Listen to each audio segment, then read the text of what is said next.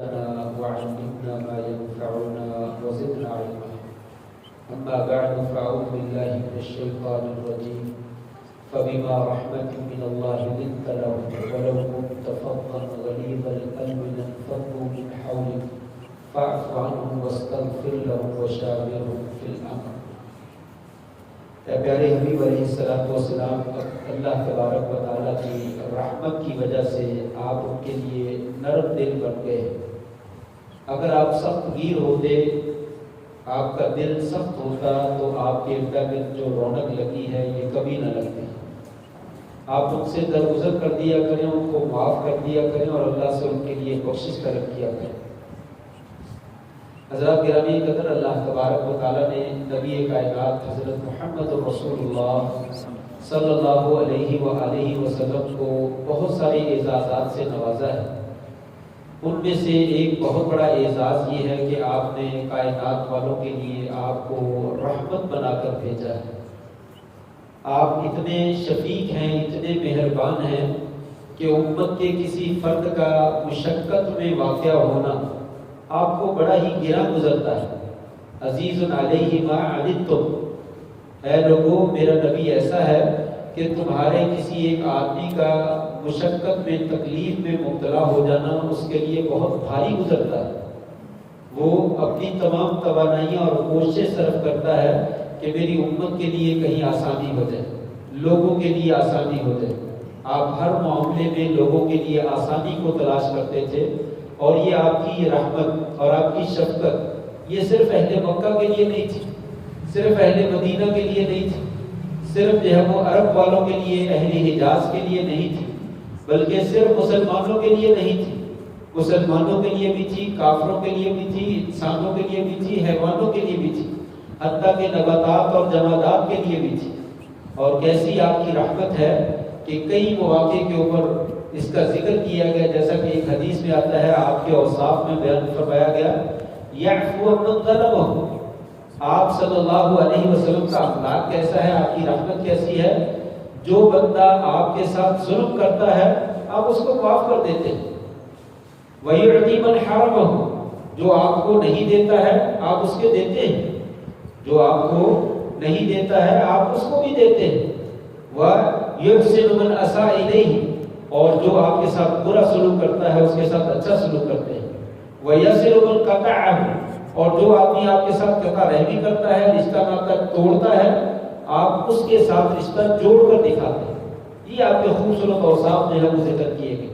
حضرت خدیجہ رضی اللہ تعالیٰ عنہ وہ بھی آپ کی رحمت اور آپ کی شفقت کا تذکرہ کرتی ہیں. جب آپ پہ پہلی وحی نازل ہوئی اور آپ گھبرا گئے اور گھر آئے تو کہا زملونی زملونی، مجھے چادر دے دو، چادر دے دو. تو حضرت خدیجہ رضی اللہ چادر دے دی.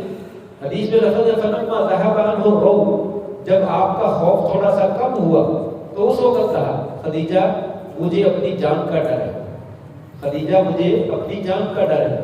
حضرت خدیجہ رضی اللہ عنہ کہنے لگی کلا واللہ لا ما يخزيك الله ابدا انك لتصل الرحم وتحمل القلب وتقرئ الضيف وتكسب المعدوم وتعين على نوائب الحق. آپ کی 5 بڑی عمدہ قسم کی خصوصیات ذکر کی جس میں آپ کی رحمت کا زبردست قسم کا تذکرہ ہے. خدیجہ کہنے لگی رضی اللہ تعالیٰ عنہ اے اللہ کے نبی صلی اللہ علیہ وسلم آپ کو گھبرانے کی ضرورت نہیں ہے، اللہ تبارک و تعالیٰ کبھی بھی آپ کو رسوا نہیں کریں گے. کیوں؟ آپ کیا کرتے ہیں؟ لتصل الرحم، آپ تو صلہ رحمی کرتے ہیں. صلہ رحمی کرنے والا بندہ ضائع نہیں ہوتا بلکہ اللہ تبارک و تعالیٰ اس کی خود حفاظت کرتا ہے. وتحمل القلب، اور بے کسوں کا بوجھ اٹھاتے ہیں، جن کا کوئی بوجھ اٹھانے کے لیے تیار نہیں ان کا بوجھ اٹھا کر آپ ان کے گھر تک پہنچا دیتے ہیں، ان کے بوجھ کو ہلکا کر دیتے ہیں، آپ ان کا تعاون کرتے ہیں. وتکسب المعدوم، جو چیزیں موجود ہی نہیں ہیں وہ نیکی کے کام آپ کرتے ہیں.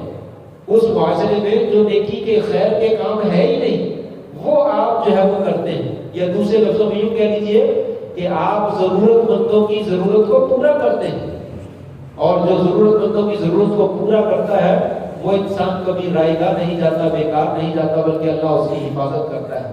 تو کوئی الضیف، آپ تو مہمان نواز ہیں، مہمان نواز بندہ بھی اللہ کی حفاظت میں آ جاتا ہے. وتعین علی نوائب الحق، حق کے راستے میں جو بھی آدمی مدد کرتا ہے، اس کو جو تکلیفیں آتی ہیں، آپ اس کے ساتھ بھی تعاون کرتے ہیں، آپ اس کی بھی مدد کرتے ہیں، تو ایسے کام کرنے والا بندہ جو اتنے زبردست قسم کے اخلاق کا مالک ہو، جس کے پاس رحمت ہی رحمت ہے، شفقت ہی شفقت ہے، وہ بندہ کبھی بھی رائے گاں اور بیکار جو ہے وہ نہیں جا سکتا ہے۔ اسی طریقے سے ایک تابعی ہے حضرت عطاء بن یسار، وہ اپنے استاد حضرت عبداللہ بن عمرو بن عاص رضی اللہ عنہ سے سوال کرتے ہیں، آپ کو تورات کا علم ہے؟ کیا نبی علیہ السلام کے تورات میں کچھ اوصاف ہیں؟ کہا جی ہاں، تورات میں بھی اللہ تعالیٰ نے اپنے نبی کے اوصاف ذکر فرمائے ہیں۔ کہا اس میں کیا ہے؟ کہا اس میں اللہ تعالیٰ نے لکھا ہے انت عبدی و رسولی، اے نبی کریم صلی اللہ علیہ وسلم آپ میرے بندے بھی ہیں، میرے رسول بھی ہیں۔ لیس بفظ ولا غلیظ، آپ سخت زبان بھی نہیں ہے، سخت دل بھی نہیں ہے، آپ کا لہجہ سخت نہیں ہے، نرمی سے بات کرنے والے ہیں۔ ولا سخاب فی الاسواق، جس طرح لوگ بازاروں میں آوازیں بلند کرتے ہیں، آپ اپنی آواز کو بلند نہیں کرتے، آپ تو اپنی آواز کو دھیما رکھتے ہیں، پست رکھتے ہیں، میٹھے انداز میں جو ہے گفتگو کرتے ہیں، سخت لہجے میں گفتگو نہیں کرتے۔ ولا یدفع السیئۃ بالسیئۃ، آپ لوگوں کی برائی کا بدلہ برائی کے ساتھ نہیں دیتے۔ ولکن یعفو ویغفر، آپ تو لوگوں کی غلطیوں میں درگزر کر دیتے ہیں، انہیں معاف کر دیتے ہیں۔ یہ آپ کی رحمت کا تذکرہ تورات کے اندر بھی موجود ہے۔ تو میں نے ذکر کیا آپ کی رحمت کسی ایک طبقے کے لیے خاص نہیں تھی، تمام جہان والوں کے لیے، انسانوں کے لیے بھی، حیوانوں کے لیے بھی، اپنوں کے لیے بھی، بیگانوں کے لیے بھی، رشتہ داروں کے لیے، غیر رشتہ داروں کے لیے، سب کے لیے آپ رحمت بنا کر بھیجیں گے۔ اس لیے اللہ نے کہا وما ارسلناک الا رحمۃ للعالمین، ہم نے آپ کو صرف مسلمانوں کے لیے نہیں بلکہ کائنات والوں کے لیے رحمت بنا کر بھیجا۔ آپ کی رحمت کی دو تین جھلکیاں میں آپ کے سامنے پیش کرتا ہوں اور اجازت چاہوں گا۔ پہلی بات کہ آپ کافروں کی ہدایت کے لیے اپنا سب کچھ لٹا دیتے تھے، آپ کی شدید خواہش تھی کہ کسی طریقے سے کافر بندہ جو ہے وہ مومن بن جائے اور جہنم کی آگ سے جو ہے وہ بچ جائے۔ ہم تو کہتے ہیں نا یہ رشتہ دار ہے، اس کی میری بنتی نہیں ہے، یا اللہ اس کا مکان بھی جل جائے، اس کا کاروبار بھی تباہ ہو جائے، اس کا فلاں بھی تباہ ہو جائے، اس کے ساتھ دیکھنا ہی نہیں چاہتے اپنے بندے کو۔ لیکن آپ صرف جو ہے کافروں کے ساتھ سب سے بڑی خیر خواہی کرنے والے تھے۔ آپ کی کوشش یہی ہوتی تھی کسی نہ کسی طریقے سے یہ بندہ جو ہے یہ مسلمان ہو جائے، یہ اسلام لے آئے اور جہنم کی آگ سے جو ہے وہ بچ جائے۔ اس کے لیے آپ نے جو ہے وہ اپنا تن من دھن سب کچھ لٹا دیا، نہ صبح دیکھی نہ شام دیکھی، نہ پیٹ بھرا ہوا دیکھا نہ بھوکا دیکھا، آپ نے نہ قبرستان دیکھا نہ مسجد دیکھی، نہ بازار دیکھے نہ منڈیاں دیکھی، جہاں موقع ملا وہیں پہ آپ نے واز کیا اور لوگوں کو ہدایت دینے کی جو ہے وہ کوشش کی کہ کسی طریقے سے اس کی کایا پلٹ جائے اور ایمان قبول کر لے۔ آپ جو ہے وہ مکہ میں 13 برس تقریباً جو ہے وہ لوگوں کو ہدایت کی باتیں سکھلاتے رہے، لیکن لوگوں نے نہیں مانا۔ آپ مجبور ہو کر مکہ چھوڑ کر طائف میں چلے گئے، طائف میں گئے بڑی امید کے ساتھ کہ شاید یہاں کے لوگ میری بات مان لیں، لیکن آپ جانتے ہیں وہاں کے لوگوں نے پتھر مارے، گالیاں دی، دھکے دیے، مجبور کر کے آپ کو لہو لہان کر کے اپنے طائف سے نکلنے پہ مجبور کر دیا۔ بڑے پریشان حال ہیں، کتنی پریشانی ہے شاید ہم اس کا تصور نہ کر سکیں۔ آج ہم بات تو کر لیتے ہیں کہ ہمارے نبی کو بڑی تکلیف آئی، لیکن وہ تکلیف کیسی تھی ہم صرف بات کر سکتے ہیں، اس کا تصور جو ہم نہیں کر سکتے۔ آپ سے بات میں پوچھا کہ یا رسول اللہ آپ کی زندگی میں سب سے زیادہ مشکل دن آپ کا کون سا تھا؟ آپ نے فرمایا طائف کا دن۔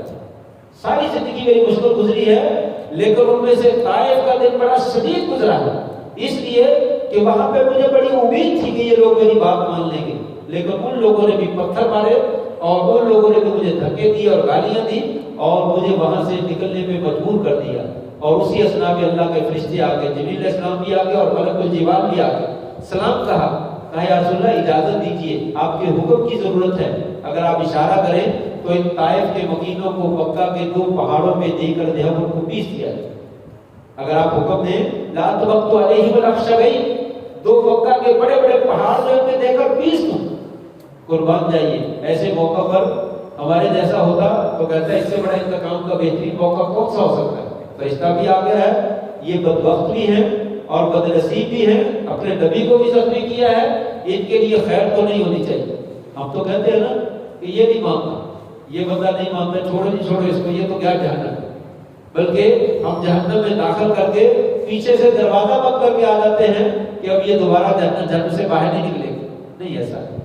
کسی کو جہنم میں نہ داخل کرنے کی ہماری ذمہ داری ہے، نہ ہمیں کرنا چاہیے اور نہ پیچھے سے تالے لگانے چاہیے، بلکہ ہر وقت کسی کی خیر کی اور ہدایت کی امید رکھنی چاہیے. نبی کریم صلی اللہ علیہ وسلم سے کہا گیا سنا حکم دیجیے ان کو پہاڑوں کے درمیان دے کر پیس ڈالیں. آپ نے فرمایا نہیں، اللہ تعالیٰ نے مجھے زحمت بنا کر نہیں بھیجا بلکہ رحمت بنا کر بھیجا ہے. مجھے امید ہے کہ اگر یہ لوگ مسلمان نہیں ہوتے تو ان کی آنے والی نسلوں سے اللہ تعالیٰ ضرور ایسے بندے پیدا کر دے گا جو ایک اللہ کا نام لینے والے ہوں، ایک اللہ کی عبادت کرنے والے ہوں. یہ آپ کی رحمت، یہ آپ کی شفقت تھی. اور اسی طریقے سے وہ یہودی کا واقعہ بھی آپ نے سن رکھا ہے. چھوٹا سا بچہ ہے، اس کے گھر میں چلے، بیماری کی حالت میں ہے، تیمارداری کی، اور کہا بیٹا کلمہ پڑھ لو، بیٹا کلمہ پڑھ لو. بیٹا جو اپنے باپ کی طرف دیکھ لیا، ابا جان آپ تو اور ہم یہودی ہیں، یہ مجھے کلمہ پڑھنے کا کہہ رہے ہیں، کیا کروں؟ باپ نے کہا بیٹا پڑھ لو، یہ محمد صاحب بڑے اچھے آدمی ہیں، کلمہ ہی کہہ رہے ہیں، کلمہ پڑھ لو. بیٹے نے کلمہ پڑھ لیا اور اسی وقت اس کی روح پرواز کر دی. آپ سب کا چہرہ خوشی سے دمکنے لگا، چمکنے لگا، اور کہا الحمدللہ الذی انقذہ من النار بی. یا اللہ تیرا شکر ہے تو نے میرے ذریعے سے اس بچے کو جو ہے وہ جہنم میں جانے سے محفوظ کر دیا، اس کو جہنم کی آگ سے بچا لیا. اس قدر آپ خوش ہوئے کہ آپ کا چہرہ خوشی سے چمکنے اور دمکنے لگا.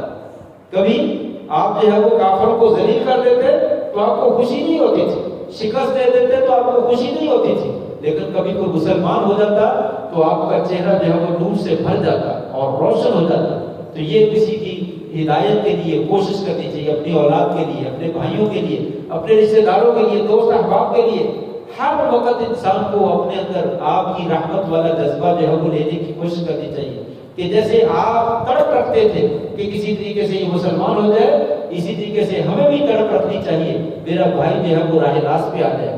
اللہ لست علیہ بمسیطر، اللہ نے کہا اے نبی آپ ان کے اوپر دروغے بنا کر نہیں بھیجیں گے. آپ پریشان ہو جاتے خم گئے، آپ اپنے آپ کو ہلاک کر ڈالیں گے، اپنی جان دے بیٹھیں گے اگر یہ مسلمان نہیں ہوتے. آپ گھبرائیے نہیں، لیکن آپ پھر بھی بڑھ چڑھ کر وہاں جاتے کسی طریقے سے جو ہے یہ اسلام قبول کریں. یہ تو کافروں کی ہدایت کے لیے آپ کی رحمت تھی. ایک رحمت کا اور ذکر کر دو، بس بات ختم کرتا ہوں. دوسری، کچھ لوگ ذہنی طور پر سرکشی کا ذہن رکھتے ہیں، مسلمان ہوتے ہیں لیکن ان کے ذہن میں کچھ فطور ہوتا ہے. جب وہ آتے ہیں تو بات ڈھنگ سے نہیں کرتے، ادب سے بات نہیں کرتے. معاملہ کرنے والا انسان اسے جھڑک دیتا ہے، غصے سے نکال دیتا ہے، اس کی بات ہی نہیں سنتا، بات ہی ختم کر دیتا ہے. شریعت نے کہا نہیں، کسی کی اصلاح کرنی ہے تو اس کو پیار اور محبت کے ساتھ کیجیے. نبی کریم صلی اللہ علیہ وسلم کی رحمت والا معاملہ جو ہے وہ کیجیے. کیسا معاملہ ہوا؟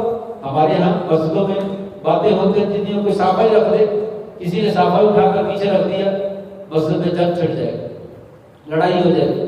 میرا صافہ تجھے جرت کیسے بھی چھیڑ دے؟ تو کون ہوتا ہے مسجد میں؟ نکل جائے اس مسجد سے، تو نماز پڑھنے بھی نہ آیا تھا، تیرا اس مسجد میں کچھ بھی نہیں. ایسا نہیں ہونا چاہیے. نبی کریم صلی اللہ علیہ وسلم سے ہم محبت کرنے والے ہیں، دعویٰ ہم سب کرتے ہیں، لیکن کیا کبھی آپ کا اخلاق اپنانے کی بھی کوشش کی ہے؟ اس کو بھی دیکھیے. ایک بدوی آیا اور آ کر مسجد میں اس نے پیشاب کر دیا. بچہ نہیں ہے، لڑکا نہیں ہے، نوجوان نہیں ہے، بڑا آدمی ہے، جوان آدمی ہے، اس نے مسجد میں پیشاب کر دیا. فقال الصحابہ الیہ، صحابہ کرام اس کی طرف لگ کے اس کو پکڑ لیں، اس کو ماریں، اس کو غصے ہوں، گالی دے، ڈانٹے ڈپٹے. یہ کیا کام کر دیا؟ تو مسجد نبوی میں پیشاب کر دیا. صحابہ کرام ابھی دوڑے ہی تھے، آپ نے ہاتھ سے اشارے سے روک دیا، رک جائیے، ٹھہر گئے. اسے پیشاب کرنے دیا. پیشاب کر کے جب فارغ ہوا تو آپ سب نے جو ہے وہ پانی کا ایک ڈول منگوایا. کہا میرے صحابہ اس پانی پیشاب کے اوپر بہا دو.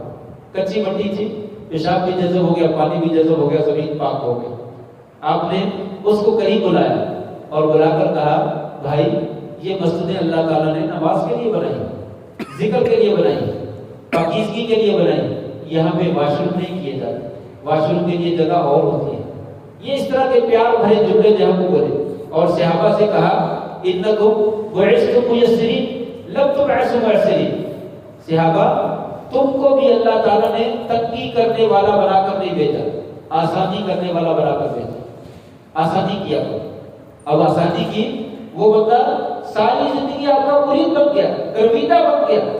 اگر اس کی ٹھکائی ہو جاتی اس دن اور اس کو گالیاں دی جاتی 5-10 اور اس کو دھکے دے کر مسجد سے نکال دیا جاتا، یا ہماری طرح اگر اس کا منہ ہی کالا کر دیا جاتا تو شاید ساری زندگی پھر دوبارہ کبھی وہ مسجد کا رخ نہ کرتا، لیکن وہ آپ کا ایسا کروینا بنا پھر ساری زندگی آپ کی غلامی کے اندر جو ہے وہ زندگی بسر کرتا ہے۔ ایک اور صحابی کا واقعہ آخری ذکر کر رہا ہوں، معاویہ بن حکم السلمی رضی اللہ تعالیٰ عنہ نماز پڑھنے آئے، مسجد میں نماز پڑھی، جماعت ہو رہی تھی، درمیان میں کسی آدمی کو چھینک آ گئی، اس نے الحمدللہ کہا۔ اس معاویہ نے معاویہ بن حکم جو تھے انہوں نے اونچی آواز میں کہا یرحمک اللہ، نماز میں کہہ دی یرحمک اللہ۔ الحمدللہ کہنا یہ تو جائز ہے، اللہ کی تعریف ہے، اللہ کی تعریف کے کلمات اگر کوئی کہہ دیتا کوئی حرج نہیں، الحمدللہ تو کہنا درست ہے۔ یرحمک اللہ یہ دعا ہے، دعائیہ کلمہ جو کسی کو دینا ہوتا ہے یہ بات ہے، یہ گفتگو ہے، اور نماز میں گفتگو کرنا منع ہے۔ جب انہوں نے یرحمک اللہ کہا تو صحابہ کرام جو تھے وہ دیکھ رہے تھے تو گھور گھور کر اس کو دیکھنے لگے اور ایسے ران پہ ہاتھ مارنے لگے کہ یہ کیا کر دیا خاموش ہو جاؤ۔ تو میں نے ان کو دیکھا تو دیکھ کر کہا میں نماز ایسے پڑھ رہا ہوں، میں دیکھنا کہ یہ کیا کر رہے ہیں، تو میں نے کہا بات ہو کلا ہو یار، اور تمہاری ماں تمہیں گھوم پائے، تمہیں کیا ہو گیا ہے، کیوں مجھے گھور گھور کر دیکھ رہے ہو؟ تو انہوں نے اور زور زور سے ران پہ ہاتھ مارے، اللہ کے بندے خاموش ہو جاؤ، بولے نہیں لیکن اشارے سے اس کو چپ کرایا، چپ کرتا چپ کرتا چپ کرتا۔ فلما رأيتم يسكتوني، جب مجھے میں نے دیکھا کہ وہ مجھے چپ کروا رہے ہیں، میرا جی تو چاہ رہا تھا کہ اور باتیں کروں، لیکن پھر میں آخر میں خاموش ہو، میں چپ ہو گیا۔ نماز ختم ہوئی تو نبی کے سر نے مجھے بلا لیا۔ جب آپ نے مجھے بلایا تو مجھے اس وقت ڈر پیدا ہوا کہ لگتا ہے اب مجھ سے غلطی ہوئی، پہلے نہیں مجھے اندازہ تھا لیکن اب مجھے اندازہ ہوا کہ مجھ سے غلطی ہوئی، مجھے دوسرے نے اس لیے بلایا، اب خیر نہیں، پتہ نہیں آپ مجھے کیا کہیں گے، کیا میرے ساتھ معاملہ ہوگا۔ کہتے جب میں آپ کے پاس آیا تو آپ نے میرے ساتھ کلام کیا، واللہ ما رأيت معلما احسن تعلیما منه قط لا قبلہ ولا بعدہ، اللہ کی قسم آپ سے بہترین استاذ میں نے نہ زندگی میں اس سے کبھی پہلے دیکھا نہ کبھی اس کے بعد دیکھا۔ واللہ ما قہر، اللہ کی قسم مجھے ڈانٹا نہیں، ولا ضربنی، مارا نہیں، ولا شتمنی، مجھے گالی نہیں دی، بس یہ کہا اللہ کے بندے ان هذه الصلاۃ لا يصلح فيها شيء من كلام الناس، نماز میں بات نہیں کرتے، نماز میں گفتگو نہیں کرتے، انما هي تسبیح و تحلیل و قراءۃ، یہ تو تسبیح و تحلیل کا نام ہے، سبحان اللہ، الحمدللہ، اللہ اکبر کہتے ہیں اور اس میں قرآن مجید کی تلاوت کرتے ہیں، یہ معاملہ کیا جاتا ہے۔ بس اتنا مجھے سمجھایا تو کہتے ہیں واللہ ما رأيت معلما احسن تعلیما منه، اللہ کی قسم پھر ساری زندگی آپ سے زیادہ بہترین استاد میں نے زندگی میں کبھی نہیں پایا۔ یہ اندازہ سمجھانے، یہ سیرت، یہ ہم نے بہت ساری دفعہ واقعات سن رکھے ہیں، یہ بیان کرنے کا مقصد یہ ہے کہ کیا صرف ہم نے سننے سنانے کے لیے رکھے ہیں، یہ اپنے اندر پیدا کرنے چاہیے۔ ہمیں آپ کے ساتھ محبت ہے اور اللہ نے اگر آپ کو رحمت بنا کر بھیجا ہے تو ہمیں بھی سبق دیا ہے، تم بھی رحیم بن جاؤ اپنے بیٹوں کے لیے، اپنے بھائیوں کے لیے، اپنے رشتہ داروں کے لیے، اپنے دوست احباب کے لیے، جاننے والے غیر جاننے والے، سب کے لیے رحیم بن جاؤ، سب کے لیے شفیق بن جاؤ۔ جس طرح کی رحمت کا آپ نے مظاہرہ کیا اسی طرح تم بھی کرو، نتیجہ کیا نکلے گا؟ تمہارے اندر رونق لگ جائے گی، لوگ جاؤ کر جاؤ آپ کے پاس آ جائیں گے، آپ کی گرویدہ ہو جائے گے۔ لیکن اگر نہیں تو پھر آج ایسے ہی ہے کہ ہر بندہ دیکھتا ہے تو وہ منہ دوسری طرف کرے، یار اس کو نہیں ملنا، اس کو تو دیکھنا نہیں، تو انسان جو ہے وہ کنارہ کشی اختیار کر گزر جاتا ہے۔ کہا نہیں ایسا نہیں، لوگوں کو اپنا بناؤ اور اپنے قریب کرو، اور قریب جو ہے وہ کیسے ہوتے ہیں؟ رحمت کے ساتھ، اچھے اخلاق کے ساتھ، میٹھے بول کے ساتھ، نرمی کے ساتھ۔ کوئی زیادتی کرے تو اس کو معاف کر دیں، کوئی نہیں دیتا تو اس کو دے، کوئی نہیں بلاتا تو آپ اس کو بلائیں، کوئی رشتہ داری کو توڑتا ہے تو آپ جوڑ کر دکھائیں۔ یہ سیرت طیبہ ہے، یہ نمونہ ہے آپ صلی اللہ علیہ وسلم کی سیرت کا۔ اللہ تبارک تعالیٰ سے دعا ہے اللہ تعالیٰ ہمیں سیرت نبی صلی اللہ علیہ وسلم جو ہے وہ پڑھنے کی بھی توفیق عطا فرمائے اور اس کو اپنانے کی بھی توفیق نصیب فرمائے، دنیا میں آپ کے ساتھ سچی محبت بھی نصیب کر دے اور قیامت کے دن آپ کا ساتھ بھی نصیب فرما دے، اور آپ کے ہاتھوں حوض کوثر کا پانی بھی نصیب فرما دے، آپ کی شفاعت بھی نصیب فرما دے۔ وآخر دعوانا ان الحمد للہ رب العالمین۔